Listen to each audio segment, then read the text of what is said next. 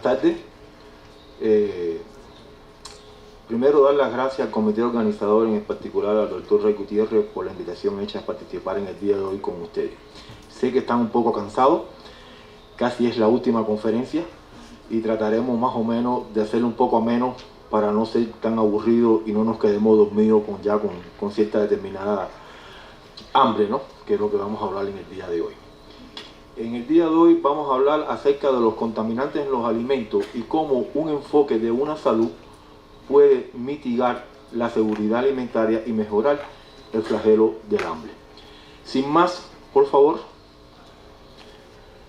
el contenido que trataremos de abordar, unos pequeños antecedentes que de alguna manera algunos de los panelistas anteriores han mencionado algunos datos. Vamos a hablar acerca de la seguridad alimentaria, la inocuidad, una sola salud, los contaminantes emergentes, y ahí vamos a ejemplificar lo antes mencionado con 3 estudios de caso a nivel global y a nivel nacional. La próxima, por favor. La FAO en el 2021 ha informado que alrededor de 700 a 800 millones padecen de hambre. Y esto puede estar debido en primer lugar a los precios altos de los alimentos, en segundo lugar porque ha disminuido las hectáreas y ya en el 2050 se espera que exista 8 hectáreas menos por persona con relación a los datos de la actualidad. También se ha informado que alrededor de 3.100 millones de personas no tienen una alimentación saludable, y de aquí que 45 millones de personas padecen de niños, padecen de nutrición aguda. También se informa que alrededor de 600 millones padecen de enfermedades por los alimentos, donde 1 cada 10 personas tiene que ver con contaminantes químicos en los mismos, y alrededor de 420.000 personas mueren al año. Y por último, también por darle un enfoque de una sola salud, mucho del 60% de las enfermedades presentes y el 75% de los patógenos son de origen animal. De ahí la importancia que vamos a ver el enfoque de una salud, cómo afecta a la seguridad alimentaria. La próxima. Para hablar de seguridad alimentaria, bueno, se ha mencionado muchas veces el concepto. Nosotros vamos a tratar de representar la seguridad alimentaria a través de este esquema, donde en el contexto actual que estamos viviendo, existen crisis sociales, hay cambios de perturbaciones climáticas debido al cambio climático, y esto, por supuesto, hay desigualdad social. Esto conlleva a que la disponibilidad y la calidad de los alimentos a las personas no son totalmente asequibles o disponibles. Y es por eso que el ser humano tiene el derecho a la alimentación independiente del tipo de sexo, origen, étnica, política. Y es por eso que cuando no hay una disponibilidad y no hay un acceso físico y económico y hay una mala calidad y nutrición, esto conlleva a que pueda haber efecto en la seguridad alimentaria. De lo contrario, si hay una buena seguridad alimentaria y hay una buena disponibilidad y los alimentos son inocuos, entonces va a favorecer a un buen desarrollo humano, a una política de salud y, por supuesto, a disminuir la pobreza. Por tanto, definiendo el concepto, es importante que seguridad alimentaria vean como acceso físico, económico, alimentos sanos y inocuos que permiten el bienestar humano. La próxima. Aquí representa el índice global de seguridad alimentaria. Son 4 pilares fundamentalmente lo que tienen que ver con esto: la accesibilidad, la disponibilidad, la calidad y seguridad, y por último la sostenibilidad y adaptación. Aquí lo importante es ver cómo en la región de la América Latina, en la región de Centroamérica y el Caribe, solamente hay 2 países que tienen un problema de inseguridad muy fuerte, que es el caso de Honduras y el caso de Haití. Por suerte, México ocupa un buen lugar en la seguridad alimentaria a nivel global, de 113 países, ocupando el lugar 43, y el 6º lugar en América Latina, donde el mayor problema está en la disponibilidad y accesibilidad de algunos de los alimentos, porque la calidad y seguridad se sobreentiende que ocupa el lugar 24 a nivel global y el 4º en América Latina, debido a la calidad nutricional y seguridad que tienen sus alimentos. La próxima. A pesar de estos existe un flagelo que es el hambre, y se observa que hay algunos continentes que tienen muchas más personas que padecen de hambre. En este caso África es uno de los continentes con 97,9 millones de personas que padecen de hambre, y en el caso de América Central y el Caribe, el que más afecta a esta problemática es Haití, con 4,5 millones de hambre. La próxima. Esta situación, a pesar de que existen convenios que vamos a ver posteriormente, todavía es un problema a nivel global. Y aquí se observa que desde el 2022 al 2023, en la clasificación que hace la ISH, en la categoría 3 y 4, han aumentado 21 millones con relación al año pasado. ¿Qué quiere decir esto? Que esto es una problemática muy actual, y que esto va a traer como consecuencia que no se pueda o que no esté limitado el cumplimiento de la Agenda 2030. La próxima. En el caso de la Agenda 2030, que es con el objetivo de disminuir el flagelo del hambre, existen 17 objetivos de desarrollo sostenible, pero hay dos que están relacionados directamente con la seguridad alimentaria. La próxima, que es el objetivo número 2 y el objetivo número 7, que si lo vemos tienen que ver con el concepto que vimos anteriormente: el acceso físico y económico, y el que tiene calidad y inocuidad de los mismos. La próxima. Entonces tenemos que relacionar tres conceptos: inocuidad, seguridad y sostenibilidad. Cuando hay un problema de inseguridad alimentaria, esta puede ser crónica o transitoria, y esta a su vez va a estar afectado por una inocuidad que puede afectar a las personas, y a su vez hay un análisis de riesgo o de vulnerabilidad que están presentes estas personas.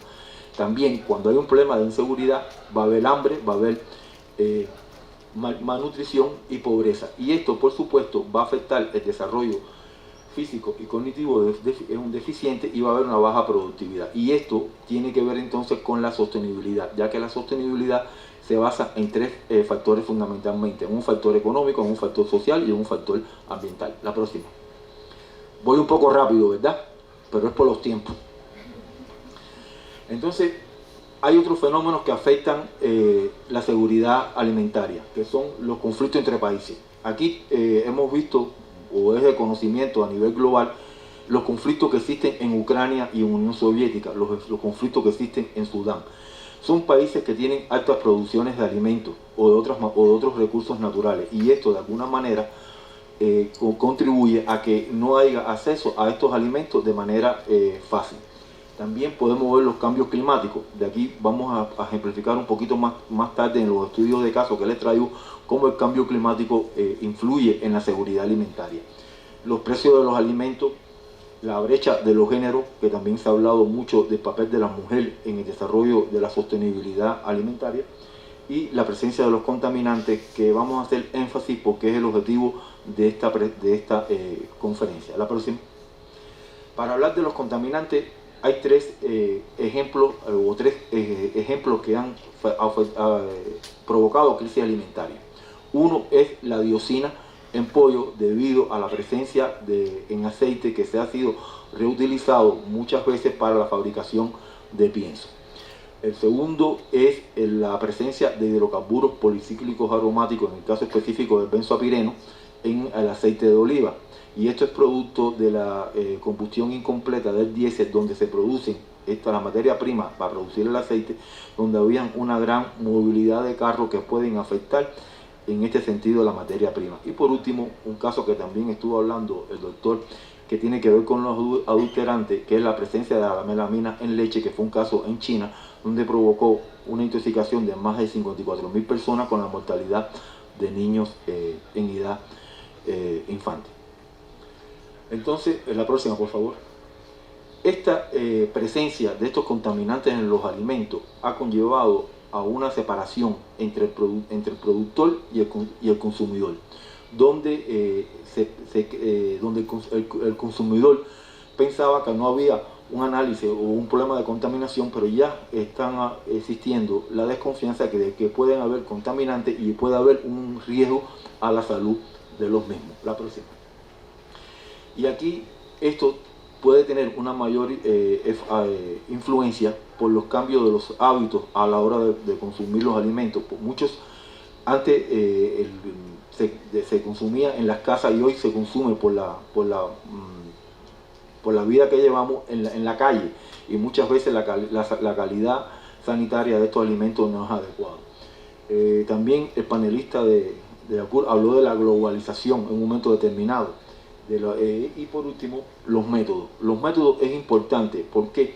Porque hay contaminantes que no son estudiados, porque los métodos no permitían evaluar esa cantidad de sustancias que podían estar presentes. Eso también lo planteó una panelista cuando estaba hablando de los virus en un momento determinado.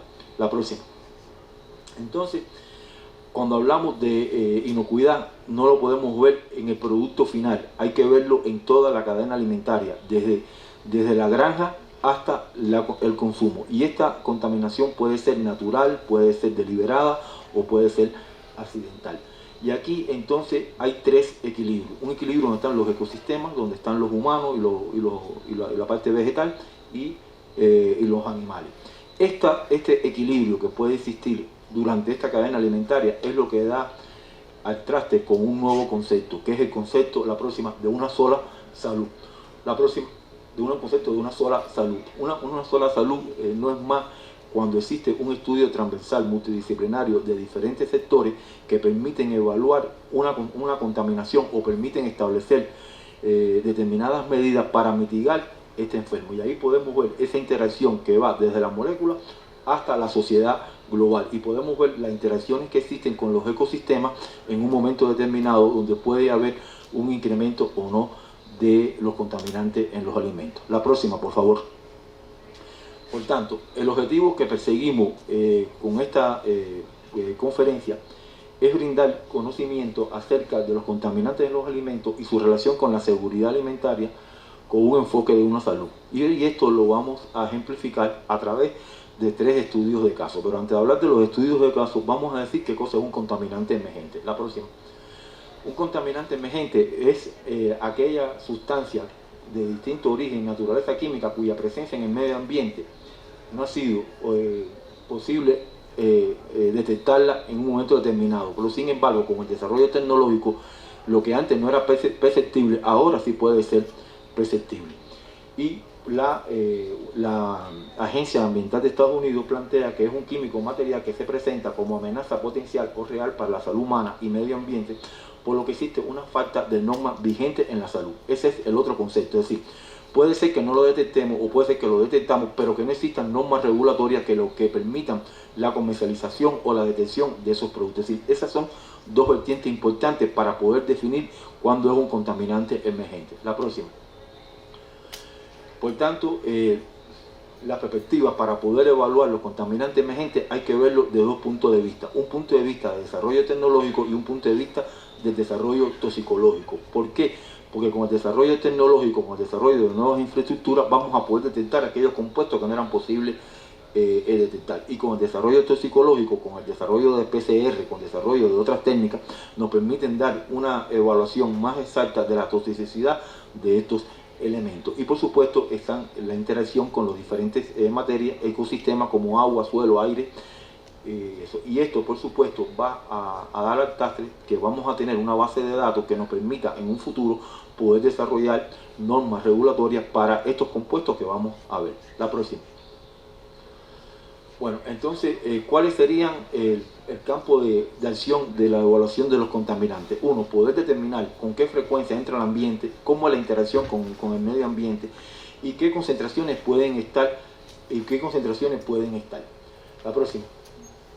Bueno, esto solamente es para que vean cómo los contaminantes emergentes han tenido un incremento en los estudios a nivel global. Fíjense cómo desde el 2010 ha incrementado. Yo no pude revisar la literatura, pero bueno, ahí pueden ver cómo eso va en un sentido exponencial de la presencia de los estudios de los contaminantes emergentes. Vamos a ver entonces cuáles son, la próxima, vamos a ver entonces cuáles son los contaminantes emergentes a que estamos enfrentando. Puede haber medicamentos, productos de cuidado personal, los tensioactivos, los plastificantes. Los plásticos sobre todo hoy juegan un papel importante y son aspectos que le están dando mucho énfasis en los estudios medioambientales. La presencia de los plásticos no solamente en agua, sino también en el suelo, y lo que puede contribuir a esto en el desarrollo productivo de una planta. Aditivos, la próxima. Y entonces algunos de estos compuestos pueden ser los retardantes de llama, los cloralcanos, los plaguicidas polares, compuestos perfluorados, los fármacos sobre todo en un momento determinado, en uno de los panelistas habló sobre la resistencia antimicrobiana, y esta resistencia antimicrobiana viene a partir del uso inadecuado de los fármacos por las personas o en el uso veterinario, que son después eliminados a través del agua residual, y lo vamos a ver la próxima, por favor. Entonces, la importancia de estos compuestos emergentes se bioacumulan y tienen un nivel de persistencia en el medio ambiente, y estos pueden alterar desde el punto de vista del sistema endocrino, perturban las funciones hormonales o hay un efecto antimicrobiano. La próxima, por favor. Entonces, ¿cuáles son las principales fuentes de estos contaminantes emergentes? Bueno, en primero, las emisiones y gases de desechos industriales, los desechos urbanos y las plantas procesadoras. Si buscamos estadísticas de estos tres fuentes contaminantes, vemos que es una problemática a nivel global, la cantidad de desechos y el tratamiento de los desechos. La próxima. Y aquí, a través del ciclo del agua, yo quiero representar cómo estos contaminantes emergentes se mueven a través del sistema del ambiente. Puede estar presente en los hogares, en las industrias, en la ganadería, en la agricultura, y cómo esto a través van al ciclo del agua, y hay un ciclo donde se van recirculando la presencia de esto. De aquí es que mucho de esto tomen un aspecto importante en su análisis. La próxima. Bueno, este es un ejemplo, es el mismo ejemplo, pero bueno, con los humanos más presentes, cómo la presencia de los contaminantes emergentes pueden afectar a los humanos y los animales, y cómo la excreción de esto en un momento determinado pueden llegar también a los diferentes ecosistemas. La próxima. El marco regulatorio, como dije, no está legislado todos los contaminantes emergentes. Los marcos regulatorios en la parte de los alimentos, fundamentalmente está el CODE, está la EPA, está la Unión Europea. No, la próxima. Y esto tiene como meta garantizar un alto grado de protección en la salud humana y en los intereses de los consumidores, con el objetivo de garantizar una alimentación humana y animal segura, un alto grado de sanidad y bienestar animal, una información adecuada y transparente sobre el origen del contenido de los alimentos. Fíjense cómo estos objetivos se van interrelacionando con el enfoque de una sola salud, donde está no solamente el hombre, sino también están los humanos y la parte del medio ambiente. La próxima. Y ya vamos a entrar un poco, como digo yo, en el pollo del arroz con pollo, ¿no? En los ejemplos donde vamos a ejemplificar un poco cómo el concepto de una sola salud influye en mitigar estos problemas. El primer ejemplo que vamos a estudiar, la próxima, son los cloropropanoles presentes en el aceite. Los cloropropanoles, la próxima, son compuestos que tienen tres grupos de átomos con grupos hidroxilo y con grupos cloro, y esto se produce a través de la refinación de las grasas. Pero también una de las problemáticas que tiene es cuando usted reutiliza mucho el aceite. A ver, a lo mejor aquí en México no es un problema la reutilización del aceite porque está a disponibilidad de todo, pero en Cuba esto constituye una problemática cuando el aceite, para que tengan una idea, un litro de aceite cuesta 600 pesos cubanos, y entonces cuando usted tiene que pagar 600 pesos cubanos y el salario mínimo son 3.000, se sobreentiende que ese aceite lo va recalentando hasta que allá usted ve las manchitas negras. Bueno, eso constituye un problema en la salud en el día de hoy. Y ahí entonces, la próxima, tenemos que estos dos compuestos, que son los compuestos que se forman fundamentalmente entre el monocloropropanoidiol y el glicidol, cuando llegan al organismo se transforman se metabolizan en el sistema gastrointestinal y provoca estos dos productos que están a su derecha. La próxima. Y estos dos productos, cuando se hace una evaluación, ahí pueden ver los efectos que tienen en la salud humana. Son nefrotóxicos, son carcinogénicos y efectos inmunotóxicos también. Por eso la Unión Europea, atendiendo esta situación, ha establecido una ingesta diaria admisible de este tipo de compuesto presente en los aceites. Y ahí podemos ver entonces cómo es de 2 microgramos por kilogramo. En el caso del glicidol, no es un compuesto que está regulado todavía y es por eso que aparece como un valor transitorio de 10 microgramos por kilogramo. La próxima. Uno entonces de los productos, como hablamos del marco regulatorio, lo que está regulado hoy para este tipo de productos, por supuesto, el primer punto son los aceites y las grasas. Después, los alimentos destinados a lactantes y niños, los productos de bollería, que son los productos, por ejemplo, cuando usted hace dulce o fríe cualquier tipo de comida, ¿no?, en la casa, o las conservas de carne y ahumado. La próxima. Aquí vamos a ver entonces en esta tabla cómo se mueven en estudios a nivel internacional y global, cómo se mueven la presencia de ese compuesto en los diferentes alimentos. Y si se observan en el renglón 2 o 3, en el caso de las grasas y la margarina, que no es un producto genuino de la mantequilla, que es un producto de transformación, fíjense cómo tiene las mayores concentraciones de microgramos de cloro. Hoy en día la gente en las etiquetas no aparece nada de eso, ¿no? Por eso una de las preguntas que yo le hacía hoy al doctor de Yacoub, qué comentario tenía acerca de los contaminantes químicos presentes y cómo Yacoub garantiza que no estén presentes estos alimentos, porque muchas veces estamos hablando de uno solo, pero después vamos a hablar de otro ejemplo donde digamos que sí constituye un problema, por lo menos en México y en el nivel de América Latina. La próxima. Bueno, y ahí están las referencias, ¿no?, de donde se salieron los resultados antes mencionados. Y eso, bueno, pueden ver, por ejemplo, para las personas que elaboran productos cárnicos, como es importante, porque muchas veces usan aceite para la elaboración de esos productos cárnicos. La próxima. Bueno, ese es un ejemplo que quería hablar, porque para Cuba es importante su estudio por el uso que tienen actualmente.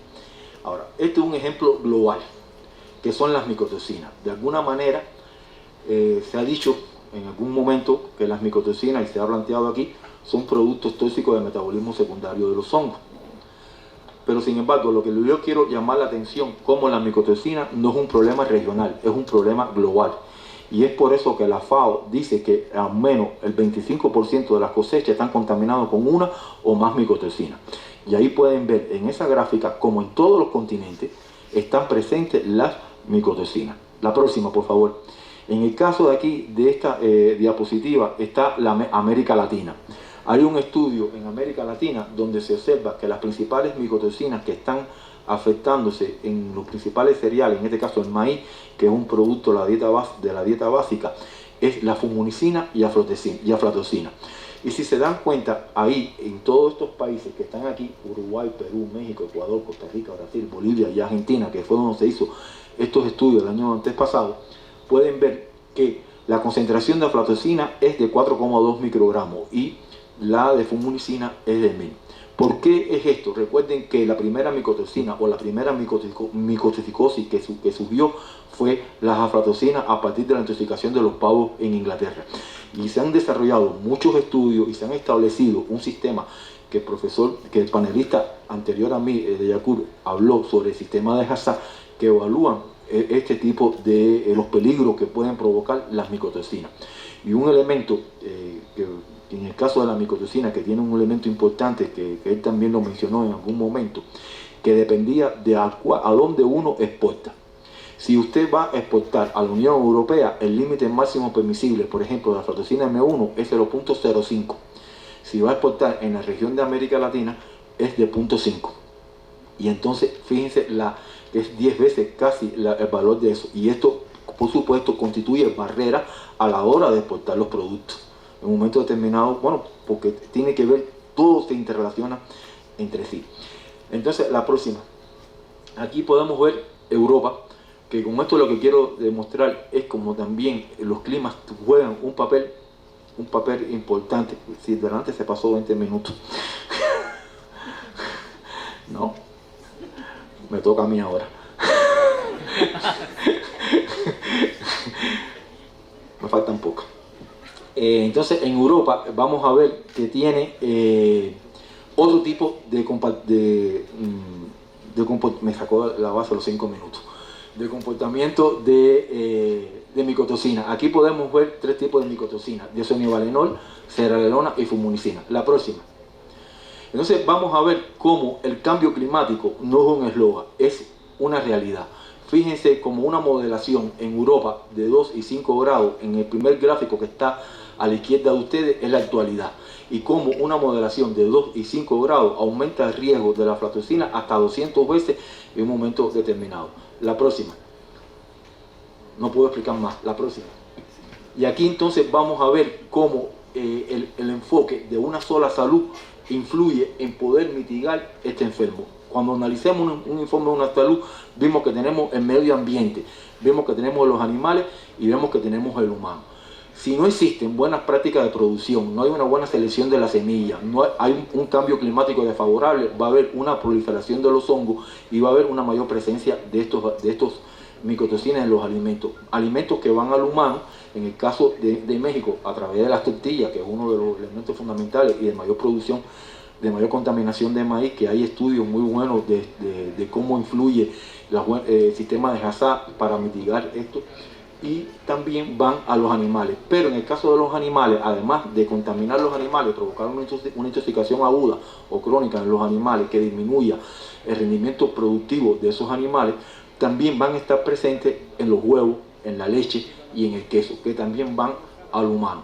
Entonces, cuando llegan al humano, puede haber entonces una intoxicación crónica, que es fundamentalmente estudios también muy importantes desarrollados en México por la doctora María Teresa Álvarez y Magda Carvajal de la UNAM, donde han estudiado cómo las aflatoxinas se unen a la lisina y al DNA y provocan cáncer a nivel de daño hepático. De aquí los indicadores hepáticos. Por eso las aflatoxinas juegan un papel importante en el carcinoma humano.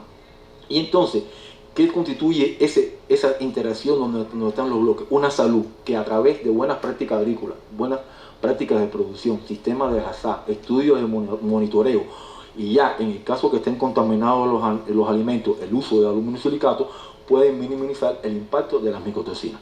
La próxima. Este es el último ejemplo que le traigo. Es un estudio reciente que se acaba de hacer y es sobre el uso de los plaguicidas en sistemas agroproductivos. Saben que los plaguicidas es uno de los principales contaminantes presentes en los alimentos. Y vemos que, por ejemplo, la papa es un cultivo importante dentro de la dieta básica de muchos de países de América Latina. Vemos entonces aquí cómo está una panorámica de los ingredientes activos de plaguicidas. ¿Qué sucede? En el caso de los plaguicidas hay un tema importante, que es los convenios internacionales, por ejemplo, de Estocolmo, que han prohibido el uso de muchos plaguicidas organoclorados, que se usaban mucho tiempo en México y en otras regiones de América Latina. Y estos han sido sustituidos por plaguicidas polares. De aquí el concepto de por qué estamos estudiando contaminantes emergentes, porque son plaguicidas que no han sido estudiados y que no están regulados dentro de los estudios de inocuidad de los alimentos. La próxima. En el caso de Cuba, la papa también es un problema porque es estacionaria, ¿no? Y por tanto el análisis de riesgo es menor que en otros países, pero aquí en México la papa se consume en muchos casos. Entonces en Cuba ha habido una disminución de la importación de los plaguicidas, pero también existe un cultivo que es de prioridad por el Estado y garantiza el uso de los plaguicidas. La próxima. Bueno, esta no la voy a explicar porque esta es ciencia constituida, como es la dinámica de la distribución de los plaguicidas en el ambiente y que va hasta el agua subterránea. La próxima. Aquí podemos ver que hay muy pocas regulaciones de los plaguicidas en suelo. Y la presencia de los plaguicidas en suelo constituye el primer eslabón para la translocación de eso hacia el tubérculo o hacia otra parte de la planta. Y hay muy pocas regulaciones, y mucho menos en plaguicidas polares. La próxima. Aquí, este estudio que ustedes ven aquí es un estudio que se desarrolló en la provincia de Mayabeque en 4 campañas desde 2016 hasta 2022, donde se estudiaron 39 ingredientes plaguicidas que se aplican en la Estrategia Nacional de Papa. Ahí lo que tienen los punticos rojos, si ustedes pueden ver, van a estar los cuadritos amarillos en casi todo el cuadro. La próxima. Y vamos a ver que de esos punticos rojos, vamos a ver cómo la ametrina, azocistrobina, el ticofol, el dimetil metomorfo, esa metaclor y el metabolito de trifluocitrulina están presentes con una alta frecuencia en suelo. ¿Qué es lo importante de esto? Bueno, cuando se hizo un análisis de los plaguicidas que usan los campesinos y lo que encontramos en suelo, nos dimos o nos sorprendió que encontramos plaguicidas que no eran usados en el sistema agroproductivo de papa. ¿Qué quiere decir esto? Que puede ser a una memoria histórica de la presencia de estos plaguicidas o al uso indebido de otros productos que usan plaguicidas y lo usan en la papa con el objetivo de tener un mayor rendimiento por la escasez de plaguicidas que hay en nuestro país. En el caso del Dicofor, si miran en los 3 momentos de la campaña, el Dicofor es el que está en el medio. Tiene 5,5, no veo bien, 5,5, 6,5 y 6,5. Es decir, ese valor no varía mucho con relación a los otros, lo que significa que el Dicofor se debe a una memoria histórica de la presencia de ese metabolito. La próxima. Y aquí podemos ver entonces cómo ya a partir de los estudios en suelo también encontramos plaguicidas en papa. Por suerte, para nosotros, las concentraciones de plaguicidas estaban por debajo de lo que estaban regulados, porque hay plaguicidas que no están regulados y no se conoce qué efecto puede tener en un futuro. Y ahí entonces vemos los plaguicidas que estaban presentes en papa. La próxima, por favor. Y de la misma manera, haciendo el mismo ejemplo de cómo el medio ambiente, los animales y en el hombre, cómo podemos disminuir este uso. Uno, a través del manejo integrado de plagas. Creo que es una de las cosas que se utiliza. Buenas prácticas agrícolas y pecuarias y sustitución de plaguicidas persistentes por menos persistentes. La próxima. Dentro de los retos que tenemos para la producción de los contaminantes emergentes, lo voy a resumir muy rápido. Hay un desconocimiento de todos los contaminantes que pueden estar presentes en los alimentos y los efectos que pueden estar y las faltas de regulaciones. Son los dos fundamentales de esos retos que yo pongo ahí. Y por último, existen, la próxima, una gran cantidad de compuestos que no son estudiados, como son los fármacos en niveles muy pequeños, en diferentes usos que se le da posterior a las aguas residuales. Solamente voy a mencionar ese, pero existen otros como los contaminantes de hidrocarburos policíclicos que juegan un papel importante. Y por último, creo que como conclusiones, poder decir que el estudio multisectorial y transversal de la inocuidad en la cadena productiva de los alimentos, acompañado con un enfoque de una sola salud, repercute en una mejor seguridad alimentaria. En el contexto actual, los conflictos bélicos, el cambio climático y la globalización influyen en la seguridad alimentaria, donde los países en desarrollo son los más afectados con mayor pobreza y problemas de salud. México ocupa el lugar 43, no es el 46, de un total de 119 países con un índice global de seguridad. La inocuidad de los alimentos continúa siendo un problema en algunas áreas productivas y aún no cuenta con un enfoque de una sola salud que contribuya a una mayor seguridad alimentaria. Gracias.